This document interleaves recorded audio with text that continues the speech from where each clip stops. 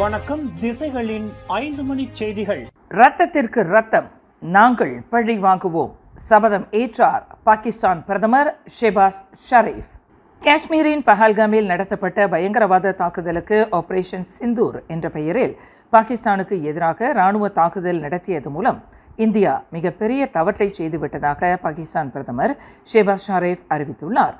பாகிஸ்தானில் உள்ள பயங்கரவாதிகள் முகாம்கள் மீது இந்தியா நேற்று அதிகாலை நடத்திய அதிரடி தாக்குதலை தொடர்ந்து பாகிஸ்தான் தலைநகர் இஸ்லாமாபாத்தில் நாடாளுமன்றத்திலிருந்து தனது மக்களுக்கு தொலைக்காட்சியில் உரையாற்றிய பாகிஸ்தான் பிரதமர் ஷெபாஸ் ஷரீஃப் இந்தியாவின் இந்த தாக்குதல் கோழைத்தனமானது என்று வர்ணித்தார். இந்த தாக்குதலினால் பாகிஸ்தான் பின்வாங்கும் என்று இந்தியா நினைக்கலாம், இதற்கு தகுந்த பதிலடி கொடுக்கப்படும் என்று ஷெபாஸ் ஷரீஃப் சூளுரைத்தார். தனது நாட்டிற்காக போராட தெரிந்த ஒரு நாடு பாகிஸ்தான் என்பதை இந்தியா மறந்துவிட்டது. இந்தியா நடத்திய தாக்குதல்களில் பாகிஸ்தானில் 26 பேர் கொல்லப்பட்டனர். பெண்கள், குழந்தைகள் உட்பட 46 பேர் காயமடைந்தனர். பாகிஸ்தானில் பாதிக்கப்பட்டவர்களின் ஒவ்வொரு துளி இரத்தத்திற்கும் நாங்கள் பழி வாங்குவோம் என்று ஷெபாஸ் ஷரீஃப் சபதம் எடுத்துள்ளார். சிகிச்சைக்கான மருந்து பொருட்களின் விலைப்பட்டியலை பொதுமக்களின் பார்வைக்கு வைக்க முடியாது என்று பிடிவாதமாக இருந்து வரும் தனியார் கிளினிக்குகள் மற்றும் மருத்துவமனைகளின் மருத்துவர்களின் கருத்துக்கு உள்நாட்டு வாணிபம் மற்றும் வாழ்க்கை செலவின அமைச்சர் அர்மிசான் முகமது அலி இன்று கருத்து தெரிவித்துள்ளார். மருந்து பொருட்களின் விலைப்பட்டியலை பொதுமக்களின் பார்வைக்கு வைப்பதற்கு தாங்கள் மளிகை கடை நடத்தி வரும் சில்லறை வியாபாரிகள் அல்ல என்று மலேசிய மருத்துவ சங்கம் நேற்று முன்தினம் அளித்த பதில் மிக கடுமை வாய்ந்ததாக கருதப்படுகிறது. தாங்கள் தொழில் ரீதியில் நிபுணத்துவம் பெற்ற மருத்துவர்களே தவிர மளிகை கடைகளை நடத்தி வரும் சில்லறை வியாபாரிகள் அல்ல என்று மருத்துவ சங்கம் கூறும் வாதம் ஏற்புடையது அல்ல என்று அமைச்சர் அர்மிசான் முகமது அலி குறிப்பிட்டார். மருந்து பொருளாக இருந்தாலும் கூட அந்த பொருளை வாங்குவதற்கும் அதன் விலையை கேட்டறிவதற்கும் மலேசியாவில் உள்ள ஒவ்வொரு பயனீட்டாளரும் உரிமை பெற்றுள்ளனர். அவர்கள் சட்ட ரீதியாக பாதுகாக்கப்படுகின்றனர்.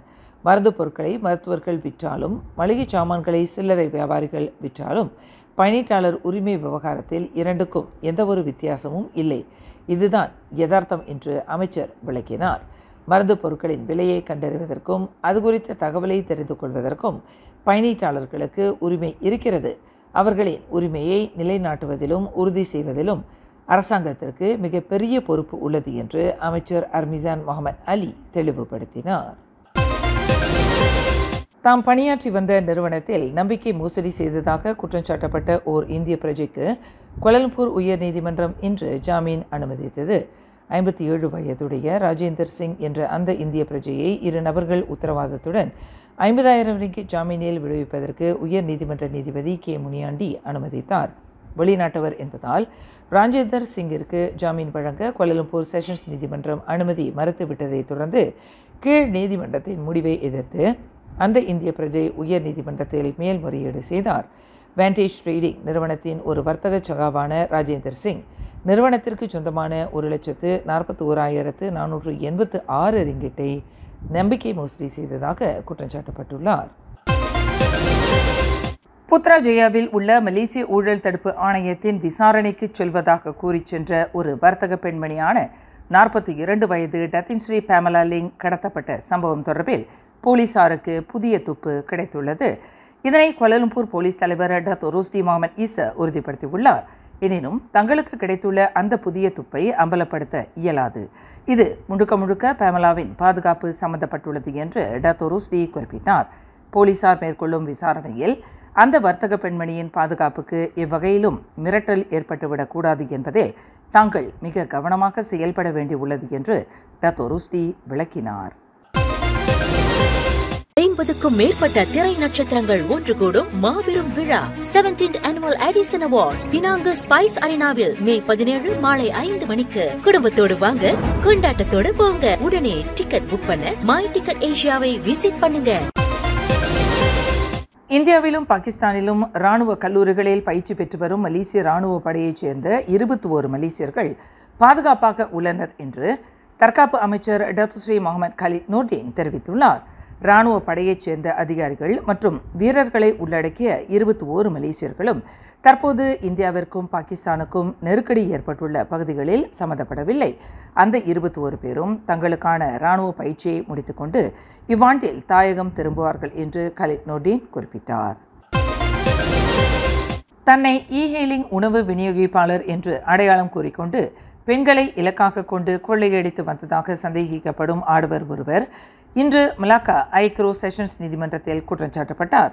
31 வயது அஹ்மத் ரீஸ்கான் ஜலீலுடன் என்ற அந்த நபர் 4 பெண்களிடம் தனது கைவரிசையை காட்டியுள்ளதாகவும் அந்த கொள்ளைகள் சம்பந்தப்பட்ட சில காணொலிகள் சமூக வலைதளங்களில் பரவலாக பகிரப்பட்டதாகவும் தெரிவிக்கப்பட்டது. மலாக்கா தங்கா மாவட்டத்தில் 26, 27, 49 மற்றும் 70 வயது மதிக்கத்தக்க பெண்களிடம் அந்த நபர் தனது கைவரிசையை காட்டியுள்ளதாக குற்றச்சாட்டில் தெரிவிக்கப்பட்டது. ஃபுட் பண்டா உணவு விநியோகிப்பாளர் என்ற போர்வையில் அந்நபர் இந்த 4 கொள்ளைகளையும் நடத்தியுள்ளதாகவும் இதனால் பாதிக்கப்பட்டவர்களுக்கு சில 1000 ரிங்கிட் இழப்பு ஏற்பட்டுள்ளதாகவும் குற்றப்பதிவில் விவரிக்கப்பட்டது. கடந்த செவ்வாய்க்கிழமை பிற்பகல் 2:30 மணியளவில் கசாஸ் விரைவுச்சாலையில் வேகமாக சென்று கொண்டிருந்த வேனிலிருந்து தனது மனைவியை கீழே தள்ளி கொலை செய்ததாக நம்பப்படும் நபரை விசாரணைக்கு ஏதுவாக 4 நாட்கள் தடுப்பு காவலில் வைப்பதற்கு போலீசார் நீதிமன்ற ஆணையை பெற்றுள்ளனர். 50 வயது மதிக்கத்தக்க அந்த நபரை வரும் மே 10ஆம் தேதி சனிக்கிழமை வரை தடுத்து வைப்பதற்கான அனுமதியை போலீசார் பெற்றுள்ளதாக கோலாலம்பூர் போலீஸ் தலைவர் டாத்தோ ருஸ்டி முகமது ஈசா தெரிவித்தார். வேனுக்குள் கணவன் மனைவிக்கு இடையில் கடும் வாக்குவாதம் எழுந்த நிலையில் இந்த கொடூர சம்பவம் நிகழ்ந்ததாக நம்பப்படுகிறது. கீழே விழுந்த தனது மனைவி என்னவானார் என்பதை கூட பார்க்காமல் அந்த நபர் வீட்டை சென்றடைந்துள்ளார் என்பது விசாரணையில் தெரிய வந்துள்ளதாக டாத்தோ ருஸ்டி குறிப்பிட்டார். மேலும் செய்திகளை தெரிந்து கொள்ள கீழே இருக்கும் பெல் பட்டனை அழுத்துங்கள். உங்கள் மகிழ்ச்சியை வெளிப்படுத்த லைக் மற்றும் ஷேர் செய்யுங்கள்.